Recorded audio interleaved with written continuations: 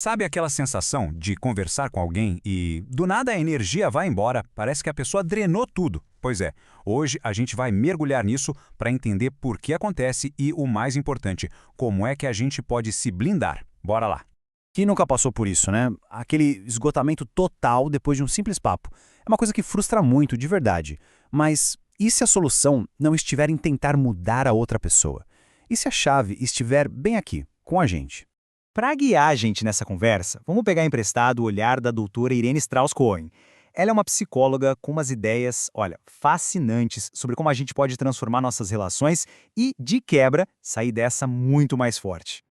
Então, o primeiro passo, e esse talvez seja o mais impactante de todos, é virar uma chave na nossa cabeça. É uma mudança de perspectiva. Vamos parar um pouquinho para pensar o que a gente quer dizer de verdade quando rotula alguém como difícil. E é aqui que vem o grande pulo do gato. Para a doutora Cohen, não existe essa de pessoa difícil. O que existe, na verdade, é alguém que está precisando de ajuda. Dá para perceber o peso disso? Muda tudo, né? Onde antes tinha raiva, agora pode ter um pingo de empatia. E olha só essa citação dela que resume tudo. Basicamente, o que ela diz é que ninguém vai ser desagradável ou machucar os outros de propósito, a não ser que essa pessoa se sinta exatamente assim por dentro. É forte, né? Aquele comportamento que afeta a gente é, na maioria das vezes, só um reflexo da dor que a pessoa carrega. É um lembrete de que o que a gente vê é só a pontinha do iceberg. Ok, beleza. Se a ideia não é consertar o outro, então o que a gente faz? Bom, a resposta está bem mais perto do que a gente imagina. Está na gente. Agora vamos para a parte prática. O foco muda completamente. Passa a ser o nosso controle, o nosso gerenciamento interno.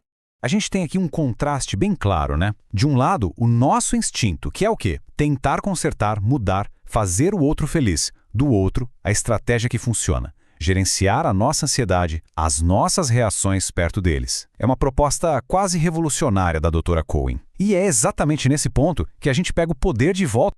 Tá, mas como a gente faz isso na prática? A doutora Cohen deixa um passo a passo bem claro, com 4 etapas. Primeiro, empatia.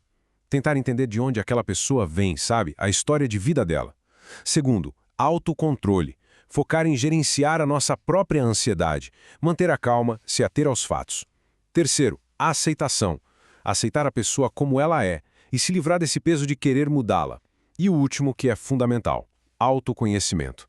Identificar o que na gente serve de gatilho para essa pessoa nos afetar. E para mostrar que isso não é só teoria, a própria doutora Cohen conta uma história pessoal.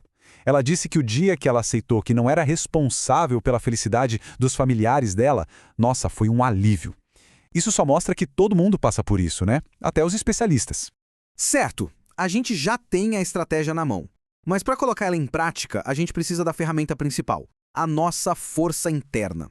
E é aí, exatamente aí, que entra o autocuidado. Pensa nele como a nossa armadura emocional.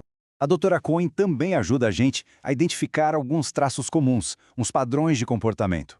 Geralmente, as pessoas que drenam a gente, elas costumam fazer tudo girar em torno delas mesmas. Às vezes têm poucos amigos e podem ser super sensíveis a qualquer crítica. Reconhecer esses sinais não é para julgar, mas sim para a gente entender melhor com o que estamos lidando. Só que aí vem uma pergunta que é quase uma provocação. E se todo mundo parece difícil? Nesse caso, a doutora Cohen sugere que talvez seja a hora de olhar um pouquinho para dentro. É aquele momento crucial de checar os nossos próprios pontos cegos. E aqui está o grande segredo. Resiliência emocional não é um dom que nasce com a pessoa, não. É prática, é treino. E a ferramenta número 1 para isso é o autocuidado. Pode ser qualquer coisa. Ler um livro, dar uma caminhada, ouvir música. O importante é reservar um tempo para aquilo que recarrega as nossas baterias. Isso é essencial para manter o equilíbrio. Mas calma lá, é super importante deixar uma coisa bem clara. Isso aqui não tem nada a ver com aquela tal de positividade tóxica, sabe? Não é para fingir que tá tudo lindo e maravilhoso. A própria doutora Cohen bate nessa tecla. Tem situação que é ruim e ponto. Aceitar isso, reconhecer que aquilo é péssimo, é o primeiro passo. Ela usa um exemplo que é perfeito, a cena do pneu furado. Primeiro, a gente reconhece a realidade. Nossa, que droga, o pneu furou. Isso é horrível. Beleza. Segundo passo, gerenciar a situação. Trocar o pneu, reagendar o compromisso. E só depois, bem depois que a poeira baixa, é que a gente consegue olhar para trás e talvez achar um ponto positivo, tipo, ufa, pelo menos ninguém se machucou e tudo se resolveu. E com isso, a gente vai chegando na grande lição de tudo isso. Todo esse processo é uma jornada, né? Uma jornada para sair de um estado reativo, onde a gente é meio que refém do humor dos outros, para um estado de resiliência. A mensagem central é essa, então. O objetivo final não é mudar as outras pessoas. O objetivo de verdade é a gente construir um equilíbrio de vida tão sólido, mas tão sólido que a negatividade de uma pessoa só não consiga mais derrubar o nosso bem-estar. E para a gente fechar, fica aqui uma última pergunta para reflexão. Quem é a única pessoa que a gente pode, de fato, mudar? A resposta? Bom, a resposta está no espelho. E essa talvez seja a ideia mais poderosa de todas. A nossa paz de espírito está nas nossas mãos.